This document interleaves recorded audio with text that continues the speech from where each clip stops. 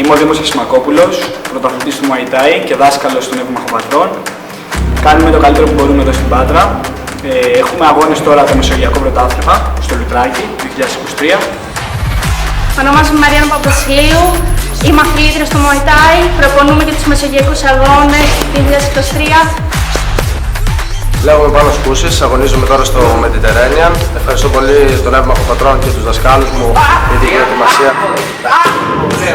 Ονομάζομαι Λαμπριανίδης Ιάσον, είμαι προπονητής των Εύμαχων Πατρών. Προετοιμαζόμαστε για τους Μεσογειακούς Αγώνες.